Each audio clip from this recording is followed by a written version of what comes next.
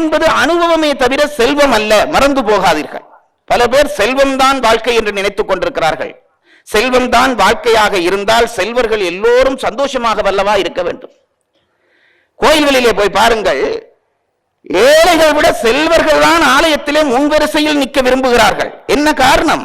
அவர்களுக்குத்தான் இவர்களை விட குறை அதிகம் இருக்கிறது என்பது காரணம்.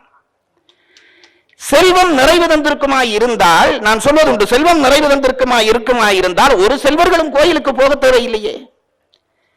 கார் இருக்கிறது, வீடு இருக்கிறது, பேங்க்ல பணம் இருக்கிறது, நிம்மதியாக வீட்டிலே படுத்திருக்கலாமே. அவர்கள் தானே கோயிலுக்கு ஓடி ஓடி திரிகிறார்கள். என்ன அர்த்தம்? செல்வம் பொருள்களை தருமே தவிர போகத்தை தராது.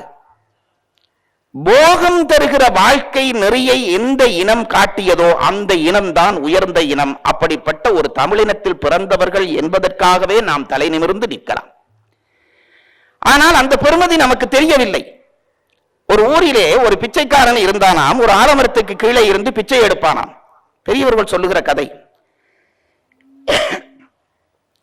அன்றாடம் அவனுக்கு வேலை பிச்சை எடுத்து அந்த பிச்சையிலே உண்பான், அதே மரத்தடியிலே இருப்பான், அதே இடத்திலே தூங்குவான், அதே இடத்திலே காலையிலே எழும்பி பிச்சை எடுப்பான். இப்படியே அவன் கிட்டத்தட்ட ஒரு 50 ஆண்டுகள் அந்த இடத்திலே இருந்து பிச்சை எடுக்கிறான். ஒரு நாள் அவன் இறந்து போய்விட்டான். அந்த இடத்திலேயே இறந்து போய்விட்டான். ஊர் மக்கள் நினைத்தார்கள் அவன் அதிலேயே இருந்து பிச்சை எடுத்தபடியால் அதிலேயே அவனை புதைத்து விட வேண்டும் என்று நினைத்து ஊர் மக்கள் எல்லாம் சேர்ந்து அதுக்கு ஒரு முடிவெடுத்து அதிலேயே புதைப்போம் என்று அவனை புதைப்பதற்காக ஒரு குழி வெட்டினார்கள்.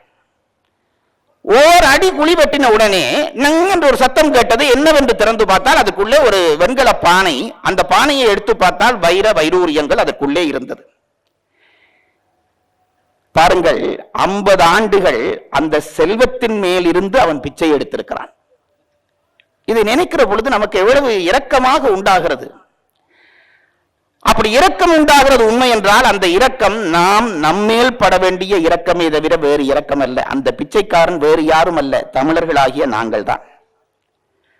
நாகரிகம் என்கின்ற ஒரு பெரும் சொத்து புதையல் நம் காலடியில் கிடக்கிற பொழுது அதற்கு மேலே இருந்து மேற்கு நாடுகளிடம் கை நீட்டி பிச்சை வாங்குகிற நாகரிக பிச்சைக்காரர்கள் நாங்கள்.